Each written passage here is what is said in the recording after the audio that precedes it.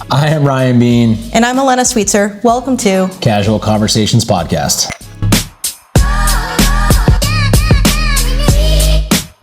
So how did your family survive the ice storms here in Texas? Lots of sledding and no school, and my 3 days of no school. My kids 4 days. They were out of school today too. Oh, they were? They dropped school. They dropped school again. So they 4 days of ice. I'm like, these kids are so spoiled when it comes to school. Like, I looked back at COVID, right? Because both of my kids went through the COVID school years as well, and how easy the first year was during 2020 because it was at the tail end. So really, from spring break until the end of the year, they really didn't do much. Then it hit again in 2021. So anytime a kid got COVID, or they thought had COVID or had a symptom of COVID, the class got quarantined. So then it was doing at class and Zooms and all those type of things. And then these kids, I feel like they're on vacation every other month. There was another week vacation or a teacher in service day. I don't remember having this much time off of school when I was in school. So they've loved the snow days. I hate being cooped up in the house for more than a day. Well, so it's been driving me crazy. Our family thinks it's crazy that our kids don't have school because there was really not a lot of snow on the ground. So I had to explain to them, of course, it's ice and it's dangerous to drive. Like, it's the roads and people getting places. So that is what the concern is. But Kiana to go back to school today. They should have. I think they just used it as an excuse. The one thing I was thinking of, though, was that, maybe it's because the schools can't get goods, right? So like school lunches and the cafeteria, like supplies. So if trucks aren't able to get supplies to the school and things like that, how do they really function? And a big part of it is the buses. So if these buses have to go into neighborhoods, and these neighborhoods aren't thought out yet, because we got a lot of ice. And what people don't realize is when you start having 4 or 5 inches of ice, and you don't have really more than 6 hours of sunlight during the day, even if it gets to 40-something degrees, it's not hot enough really to melt everything off. I think today will be the first day where everything kind of melts and goes away. But you basically burn a week. So, kind of a segue into what I was going to bring up today was pressure.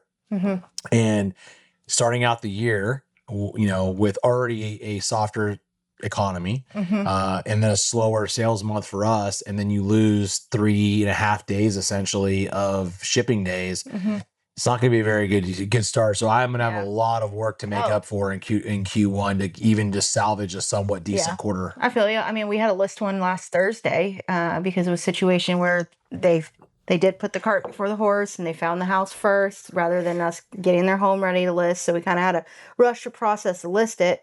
And then I told him, I said, you're not even being consideration if your house isn't even on the market. I'm just telling you right now.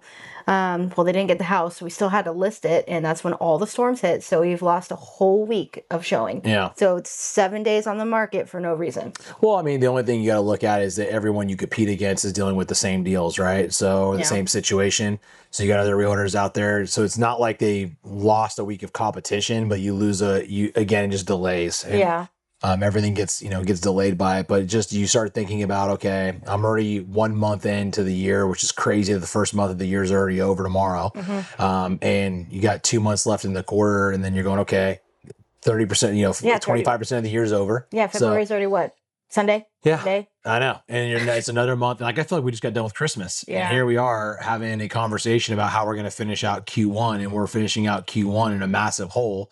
Already because it was softer, and then now you couple that with bad weather. So you have the pressure kind of like, I guess, you making up for business that you didn't do last year that you wanted to do. I have the pressure of how the F do I replicate what I did last year? Because I'll be honest, December and January, I've had no closings. Right? I had 52 closings last year. In the last 2 months, I haven't had 0. Now, that's part of the game of my business. Right?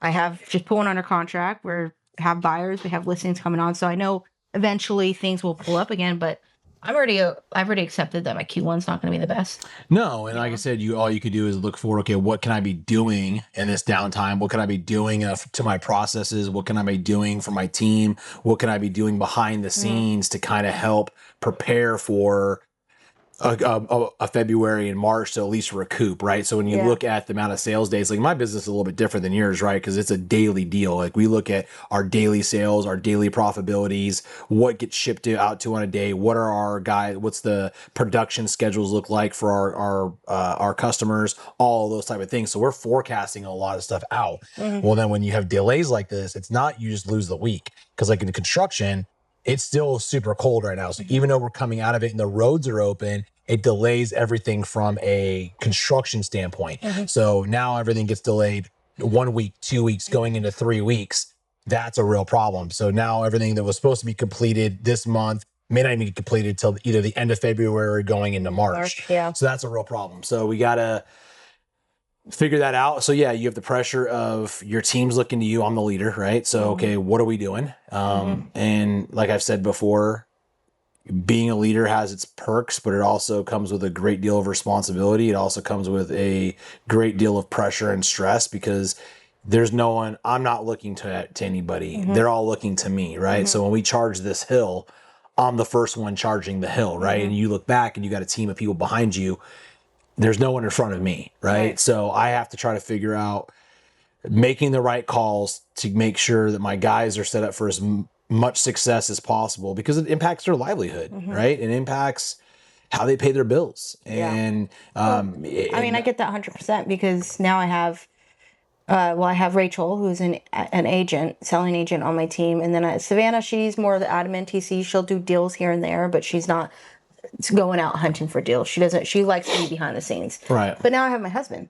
Yeah. Right. And I just had the conversation with Cole. I'm like, I feel like I'm failing you, because he's just sitting there like, what to do? Now, obviously, it's part of the market. There's just nothing really we can do. And so that's why I started deep diving into my systems last week in my new marketing. I was like, things have to change. So I guess leading by example. They just got to see that you're still charging the storm. Yes, absolutely. Being the buffalo, right? At the end of the day, it's how do we charge it? How do we get through it as quickly as possible? But then you have the pressure, like, you and I talked about before, at this point, until Cole gets up and going and kind of really makes a name for himself, all the pressure for the household finances fall on your shoulders too. And I hate but the difference is money comes out, but I don't have money coming in right now. Yeah. And that's obviously we built a nest egg for a reason, but people don't realize that when you work commission, I mean, that's even more pressure that, you go months without a paycheck, you're still paying things out. You still got business expenses. You still got household expenses. Yeah. I mean, it's not fun. No. And I think what a lot of people don't realize too, is like and that's why I thought it was a good conversation to have, because we're kind of getting into the first month of the year is already behind us. A lot of people set up goals for the beginning of the year. So it's like, and a lot of people have already given up at this point, which is crazy, but it's the reality. Whether it be, their new hobby, something, a promotion at work, a thing they're trying to, get better at, because they don't see that instant results, they want to give up. And, they put all this pressure on themselves. They have to accomplish it now, and they have to get things done now. And then when they don't see those things happen, they put this additional pressure on themselves, and then it's just easier to quit, right? Because not a lot of people can handle the pressure. And I tell people this all the time, and that's why you think you and I thrive in it. But it's stressful, and it takes a lot out of you. It takes a lot out of you mentally. It takes a lot out of you physically, because you're just, you're trying to get through to the day to day, and you are still trying to figure out the answers. So like you got a team of people that are looking to you for the answers, but you don't have them. You're trying to figure them out, but you are the one going, okay, I'm going to figure it out. And it's just, I felt like I'm feeling that pressure at the beginning of the year, and I've got to stay the course, and you got to just keep, like, to your point, keep pushing through, and then keep looking at, okay, what can I control in this situation? Can I control how much I learn? Can I control, like you said, you're looking at your processes. What could we be doing different to become more efficient? How do I touch more people when I can't be in front of them, maybe because of whatever the situation is? So that's kind of what's going through my mind right now. I'm just curious kind of like how you're handling some of these things at the beginning of the year. Because you and I talked about this offline, a couple of days ago, just our spouses sometimes don't recognize how much pressure comes with being the breadwinner of the household. And you're going, okay, we have mouths to feed, we have bills to pay, vacations to go on. Things to plan for, and more money's going out than's coming in right now. Yeah. how do we remedy this situation? It's a very, very hard deal. I realized the last 2 months, and actually, so I just had a really good talk with my financial advisor, our financial advisor, on 2 days ago, and I like him a lot because they do both for business owners and individual, and they kind of package you as one. But I told him, I said, it opened my eyes up these last 2 months that I need another stream of income. Although I have my rental properties that provide X amount for us. Yep. I was like, but my real estate, I was like, but that doesn't cover 100% my bills. I want to get to a point where I have something where if I don't work for 5 months, my bills are still paid. Right. Right. And so that's how my brain works, honestly, under pressure. I'm like, how can I offset things? So I was like, okay, what business could I start? That's why. But now it's adding more pressure to yourself, right? So, yes. Yeah. But then, so my DFW professionals, my networking group, I have built something that it's kind of like us with this podcast and our talent. How do we get it out there? Right. It's good. How do we get it out there? Same with this networking group. I've built something so good that I can turn into a business, an LLC. I just haven't figured out how to do that. And so I'm like refining some systems on that. Now I have new drip email campaigns and more communication going out and higher standards. And I charge these members $25 a month, which is nothing. Right. So, but still that brings right now $350 extra to my pocket. Sure. Right. And to me at first I was like, okay, I don't want to make people think that I'm charging them to make myself rich, but I changed my mindset to think I'm bringing them more business to their businesses. We've had a business start. They just started their concrete business. What is $25 a month in the scheme of things? Yeah. Just from a marketing expense, it's a tax write-off for them anyway. So that's but nothing. You're getting business from it. Correct. So like we had a company start 2 years ago. Yeah. He started a concrete company. He really didn't have any direction on owning his own company or whatever. And within the 2 years, he ended up just leaving our networking group, which is fine because he's too busy. That is the value I brought for that group. Yeah. And I've done for all those. I mean, but the people with my real estate, I mean, it goes to my title, it goes to my lender. What made you start that? I don't think I've ever asked you that question, because when you started that 2 years ago, going on 3. Oh, 3 years ago. So you started this 3 years ago. What was the tipping point, or what pushed you to? So I was with BNI, which is Business Networking International, and it's like a business like that I'm building. But mine's better. It's old school though. I was paying like $1,400 a year and then $75 a month just to be in the group, but it's a 1 seat per industry. And I saw the value in it as I did build some relationships with business owners. Some of them are in my group now, and I got some referrals from there. But I didn't like how it was run. Like if you were a second late, you get a strike. 3 strikes, you're out. And if heaven forbid I was home sick with my kid, or my kid's sick, that's counted against you. And I was like, something needs to change, because in the end of the day, we're all business owners, yes, but we're all family people too. Right. You know what I mean? Well, and we have to adapt to the reality of the situation. Like you said, you look at a lot of these companies today, and we fight this all the time, is that the ones that don't innovate, the ones that aren't willing to change, are literally signing their own death warrant. Yeah. They just are. It's just, you just don't know it yet. Well, look at these older companies like Coldwell Banker or Century 21, Remax. Those used to be big dogs in the business. Yeah. And they didn't adjust their ways, and now they're getting bought. Yeah, right. Compass just acquired Coldwell Banker. Yeah, they're getting bought out because they weren't forward thinking, and at the end of the day, that's why Elena and I talk a lot about this, or you and I talk a lot about this in general, is just you have to realize that you're never going to make it. Yeah, you never arrive, and if you talk to any. You listen to podcasts or you read books or whatever your your vice is. Anyone that you aspire to be, or anyone that has reached greatness or has reached an elite level in any industry, whether it's sports or real estate or any business in general, they've realized that there's always more to learn. You're always going to try to get better, and you've never arrived. And people are like, well, you're already there. And what happens is people get there and then they think they've arrived. Back and relax. And I understand that to a degree, because you've worked so hard to get to that pinnacle to where you're going, okay, now I want to enjoy some of the fruits of that labor, which is fine. But the problem is, if you're still running a company and employees are still looking to you, you have to adapt with the market, and you have to gear to the buyer, right? It's like, look at use your example, how you sold houses 10 years ago to how you sell houses today. Well, shit, right? Even how I sold houses last year to how I'm going to sell it this year. Yeah. Because technology in just the last 3 months and how people are doing content has drastically gone better. I just talked to my videographer of my listing video this morning, and I said, I said, I know what crazy to think, because I thought I made good videos last year. I'm like, my videos need to be better. Like, these are the videos these top agents in those markets are doing. I need to emulate this. So what's crazy though is that we talk about, this part we started off with the conversation today was pressure. And, we are in very high tense pressure situations already. And Elena and I think this is what separates winners from losers. I'm just being honest and trying to be blunt as I possibly can, is that you and I are looking at ways to add more pressure to us to get where we want to get. We are not using we're not using the economy. We're not using what's going on as an excuse. It's okay. How do I make my social media content better? How do I make my videos more catchy? How do I catch the demographic that we're trying to capture? How do I get, my houses to stand apart from the hundreds of thousands of other homes on the market at the same time as me? Yeah. That's added pressure. Yeah. And most people don't have it in the gas tank. They just don't. And they talk a big game. They say they want this. They say they want to have all this stuff. What they're basically saying is they want the trophy, but they don't want the process and what it takes to get the trophy. Yeah. And you and I have fell in love with the process.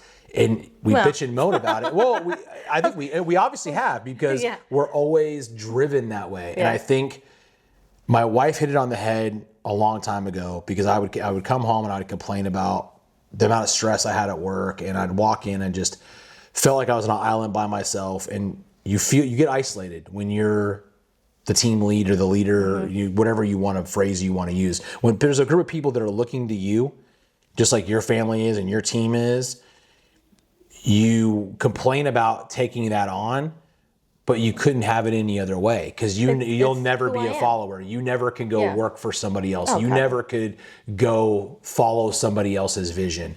That's not who you are. So we have to figure out a way to compartmentalize what goes on in our life, because you and I also get very short.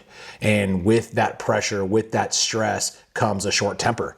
And that's something that I know is something I don't like to have, but I feel like it comes with the territory, basically. And I've tried to explain this to Cole. My mind is constantly going. And so when I am, especially now that I have even more on my plate, so when I am hyper-focusing on something like an email, or he is notorious for right when like a high-intense email comes in or something for a client and I have to take care of it that second, because my brain does always go fix-it mode.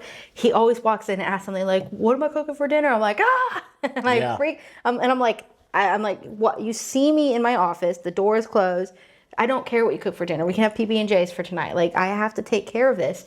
And to him, he's like, it's always work. And to me, I'm like, this is what I signed up for. Yeah. Our clients hire us to fix their financial problems. Right now, like for this exact instance, I've got, just so you understand the level of pressure I'm under, right? I have a listing. These clients bought a house last October. They moved into it. They actually bought Matt McKenzie's house, their old house in Watauga. Okay. Then they had their house in Haltom City that to sell. The realtor before them shuffled them into this house. They were first-time home buyers. They bought it. They've dumped probably $22,000 into it, not knowing all the money they're going to have to dump into it. To this day, they're going to be making $0 at closing. So that means they wasted down payment, closing costs. And time, monthly payments, and $22,000 in renovations. They're looking at what, $30,000, $35,000 wasted. Yeah. That they just saw burn in front of them, and I cannot get them anything higher. It's just a tough price point. And so their house has been sitting. We tried to take it off the market, then we tried to sell it to investors. Investors were going to give them 180, where they have to come 20,000 to the table. And I was like, I can't tell you guys do that. They're like, we don't want to rent it because if something breaks, which is an old 80s, 70s home in Haltom City. So it's only a matter of time before something goes out. He's like, I'm scared something's going to break. We don't have the money. So that's more money we have to shuffle, right? So we actually just put them under contract last week. And then, of course, the freaking ice storms hit. Yeah. But it's one of those things. I told him, I said, you know what? I don't usually have this conversation like this with people, but I would just cut your losses and be done with this chapter. You guys reinvested into a much better house. The house they bought, Matt Kinsey's, is a much better investment for them. It's a 3-2, Keller ISD, corner lot, more updated, all these things. I was like, focus on that is your first home. Yeah. And this one's just in the back. And what's great that you did that. And again, sometimes it's hard, right? Sometimes it's painful. Alice and I have gone through that. You know, like I said, we've lost money on houses. When I moved to Texas from California, this was right before the recession hit. Okay. So this is, we moved to Texas in 05 officially. Allison came out here in 06. So 20 years ago now, which is just insane to me. But we lived in the middle of nowhere. So I Patterson, California. So shout out to anyone that's still there. But there's nothing there, right? And that's only a place that Alice and I can afford to live. Well, those outskirt towns are the first ones that get hit in a recession, right? They stop building. They can't give the houses away. And, you know, we were in the middle of taking a promotion. And, you know, a lot of people don't know that story about me, right? They don't know that I moved to Texas and had 2 mortgages, 2 water bills, 2 electric bills. So I convinced my wife, my new bride, by the way, because we were married in 05. And at the end of 05 is when they moved me out here. She came in, 6 months behind me because she had to stay back and try to sell the house. So, your first year of marriage and you want to start a family, you convince your wife to sell the house that we just bought, to move to Texas because it was a promotion. It was a way for me to move up in my career. And then the recession hits. And you watch everything that you've worked hard for, everything that you saved, go out the door because I got to pay for landscapers because the house is still for sale. So you got to maintain the house so it looks good for it to be sold. And we ended up losing at the end of it. We lost $45,000 at closing. We had to borrow money to pay that back because we didn't have $45,000 because we had just depleted everything that we had. So now I moved to Texas and I'm in a $45,000 hole with a wife that's been married to me for less than a year, and we're talking about trying to start a family. And a lot of people don't see that, right? They don't see, and we just stuck it out. And it was hard, and it was hard conversations, and there was tears, and there was, what are we gonna do? And there was, how are we gonna get out of this? What a mistake did we make to come here? Like, we should have just stayed in California and waited for the next opportunity. And I can tell you that we learned so much more about ourselves during that time frame, during that pressure. And you talk about pressure, that's pressure, because my wife didn't have a job. So, that part of us coming to Texas was I was able to retire her so that we could start a family. That was important to us, was we wanted her to be at home with the kids. And at least while they were young. Whatever I had to do behind the scenes, if I had to work 2 jobs or 3 jobs or whatever I had to do, she was going to raise our kids. And that was just important to us. It doesn't mean it's for everybody. It's not a knock on anybody that doesn't go that route. That's what was important to Allison and I. And I remember how tough that time frame was. And again, you're a year into your marriage and you're trying to figure these very, very difficult situations out. And it's hard. And, it was a huge loss. I think it's actually a blessing that happened to you guys early in your marriage, because you guys obviously got through such a tough time, and obviously look at you now. Because most people go through that 5-6 years deep, because that's just life. Well, the other thing is, and that's why you're seeing people. Correct. They get divorced because it gets hard. Right. They can't handle the pressure. Everything was easy, and then when things got hard, they split. No one wants the hard. And Cole and I went through hard 2 years ago when the market tanked. I obviously was the breadwinner, so my paycheck went down 50%, 60%, maybe 75%. See, people don't see that. They don't see that, right? They see, and we talk about this all the time. And for the people that are listening out there, I would tell you, you will learn so much more from failure than you ever will from success. The success is the byproduct of going through the failure and being willing to take the hits. You have to take the hits. It doesn't come easy. Even people that think, okay, you inherited all this money, that comes with its own level of pressure too, trust me. And again, you have the rare individual, the rare situation where someone's handed the world and they didn't have to work for anything. That's such a small overall percentage of the overall people out there. At the end of the day, you have to go through the hard, and you'll never appreciate the wins more than going through the hard, right? To these people that are going through it right now, it's pressure, and it's how are you going to overcome that pressure? Are you going to crumble? Or are you going to say, you know what? We're going to take this on the chin. We're going to figure this out. It's a fixable problem. We're going to figure this out together. And how do you go about doing that? And I think that's where most people quit or they give up because they don't want to go through the hard. They just don't. Well, these people is what made my heart fill up. And what made me want to keep fighting for them to get to that closing table and help them close this chapter is obviously they're making no money. Most people in this situation will look at a realtor, like past clients, and blame me, right? Blame me for a market I can't really control. Correct. All right. But these people, before we went back on the market, I connected with these investor realtors who ended up are shady people. I won't say the name, but you'll see their commercials everywhere. And so they said, yeah, we'll buy it off market. So we did the whole thing. They were like, we have to talk to your client directly. I was like, well, he will be representing himself. And obviously I told my client, talk to me and I'll help you guys through that. Make sure you sign, because read the fine print. Anyways, he called me confused. He says, I thought they were going to buy it off market. And I said, well, yeah, that's what they said they're going to do. He's like, they're telling me to terminate my listing with you so they can put it on the market, and that I don't need to pay a buyer's agent commission, and that I'll only walk away with $4,000 if I sell it for X. And I said, what? And so, and I told him, I said, and he said, I told that realtor, listen, the one thing I won't be doing is firing my agent. I know Elena works for me, you know? And so that really, like, I think what opened my eyes up to when I like changed that identity of like who I want to work with, who I don't want to work with. I want to work with people who know that I'm going to take care of them. Don't blame me for things that are out of my control. Your insurance company not replacing your roof, that's out of my control.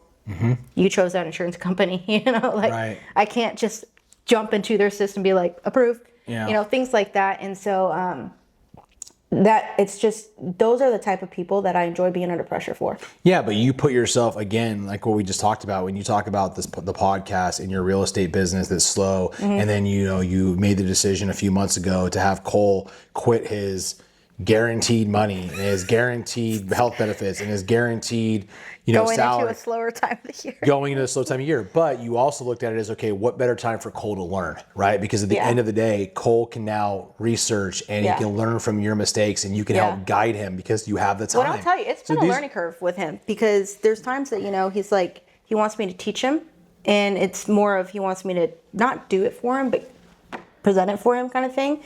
And there's some times he's pushed back on me. You're supposed to be my mentor. I'm like, this is me mentoring you. You have to learn it too. You have to go through the hard too. I mean, you're not just going to come over here all of a sudden and acquire this business that I built for 12 years. You got to earn it. Yes. And there's been times where we've butted heads on that subject, and I'm like, I will teach you how I talk to people, how I handle negotiations, how I do. I mean, marketing, he's not going to touch. He's just not good at it. That's my side.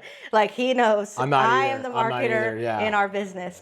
But I was like, other than that, like last night he was scheduling showings for this evening for a client of ours, and he was stuck. He's like, can you help me? I was like, nope. I was like, I can tell you the generic how to do it, but you got to figure it out, because until you do it on your own, you're always going to rely on me. Yeah, it's always the safety net, and it's easy to get caught in that, right? Yeah. It's like, with my guys, it's the same way. Is well, if I just call Brian, I can get the answer, and it's like, they're like, Ryan, do you know the answer? I know the answer. Yeah. But it's because I had to fail multiple times to learn the answer, right? So, and it's a hard thing because right now, especially when you're going, this could help Cole get the answer right away. We're slow right now. Yeah. We're struggling right now. We need every listing right now. We need to grow the business.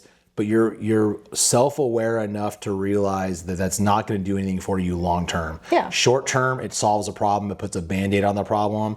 And it took me a long time to learn these things, and years. I mean, and I'm still failing. And I told my guys, I sent some to the team just last night actually, and it was one of my favorite, my all-time favorite coach, Tom Izzo. Yeah. And he was interviewed about just the makeup of young kids and the makeup of this generation. And he said, and he hit it right on the head, and I believe in it deeply, is he's like, no one wants to go through the hard. No. They want this life of comfort. And what they don't realize, he goes, dude, he asked the interview, he goes, have you failed? And the guy goes, yeah, all the time. And he goes, I failed thousands and thousands of times. He goes, guess what? I'm going to fail thousands of times more before I leave this earth. And he goes, I've learned so much more from that, and I've learned so much more from that pressure. And the other pressure that you have is the same one I have, right? I came off the last 2 years, and I'm going to get real here for a moment. And I came off the last 2 years, and I have always been at the peak of our company. And I work for a very, very large company, and with thousands of employees. And when you are always at the top for a 10, 12, 13-year run, number one, okay?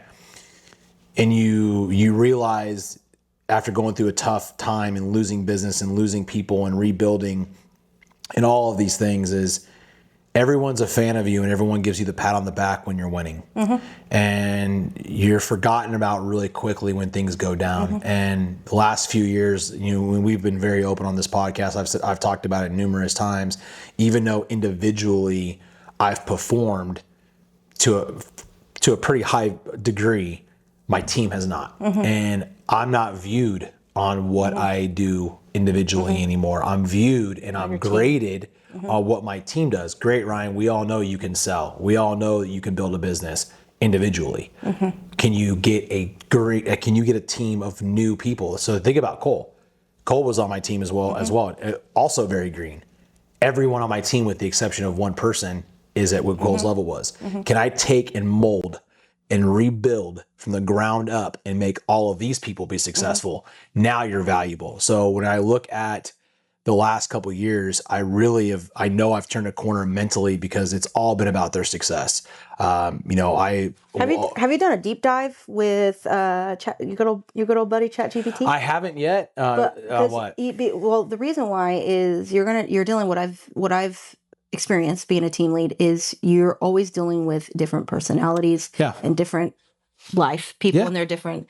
Everyone's got their own. Right? Everyone's got their own stuff they're dealing with. Yeah. So why don't you use ChatGPT? You say, give me a set of questions to ask each member on my team. That way I can see exactly who they are, their weakness, their strengths. And then help me build a business plan around that. So I've not done it through chat, but I've done it through a lot of reading. I've done it through a lot of other podcasts. I've done it through a lot of other mentorship of guys that I've like that I value, podcasts I listen to, or I value. I posted something yesterday. I posted a reel about it because I was given a question. Of what I felt made a good leader, and I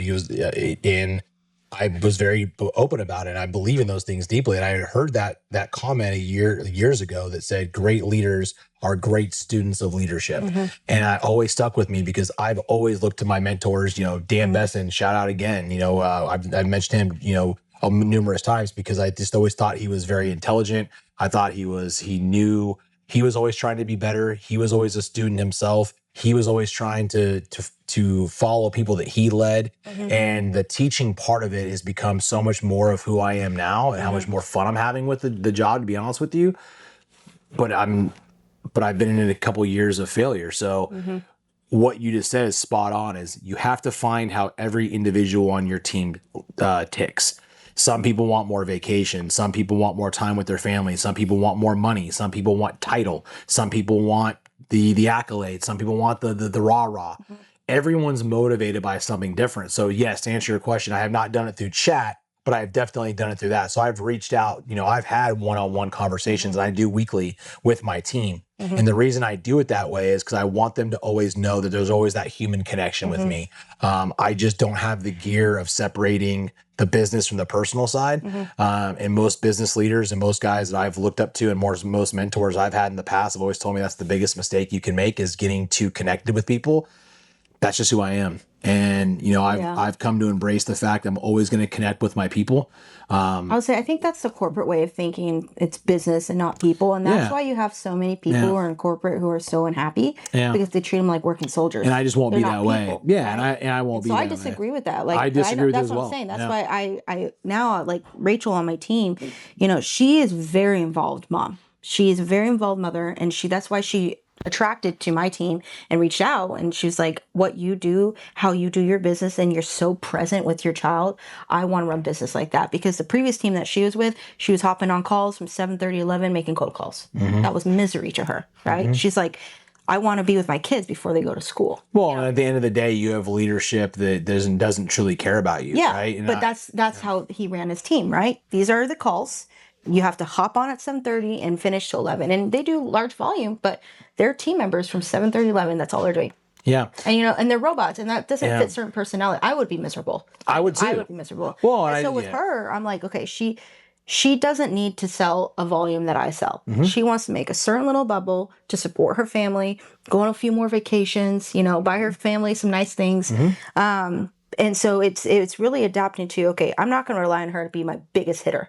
She's going to produce. But she'll be consistent. She's going to be consistent. She's going to give you those base hits. She's going to give you those base hits. That's not her personality to be the big hitter. Yeah. Right. And she doesn't need to be. You need people like that on your team as well, right? Like I've got the same guys. I've got guys that are very happy being a sales rep for the rest of their career. They make good money. Yeah. They have a lot of freedom. They love that. They're not aspiring to be an executive. They're not aspiring to be a leader in the corporate world. They're not aspiring to lead people. A lot of my guys will say, I don't want to have guys answer to me. I don't want to lead people. I want to worry about my own little world, and I want to make as much money as I possibly can in this little bubble that I have. But as long as I'm making somewhere in this range, I know I'm going to live a very good and comfortable life. And that's where, but those people are extremely important because they're also the most consistent. They're also some of the most loyal. Yeah. As long as you take care of them and you show them how much you truly care about that. Yeah. And there's nothing wrong with being content. Elena and I aren't. That's not our personality. It's not about what's, I don't go look at what's in my checking account. It's not about the number. It's going, okay, I know that I can do more. So I get motivated off of, I know I can accomplish more today. I know I can accomplish more in my career. I know that I can add more to my plate. As much as I bitch and moan about pressure, like we started this podcast off, and Elena's the same way with her DFW business group and her real estate team and your business and you're being a mom and doing all these things. It's pressure. And either you succumb to it or you overcome it. Yeah. And I think we do a good job of overcoming. Diamonds are made under pressure. So let's go gem hunting, my friends. That's what I said. But anyway, always good to get back on the camera with you and in the conversation. And again, hopefully that resonates with some of you guys out there listening. And thank you guys for all the support. We'll see you next week.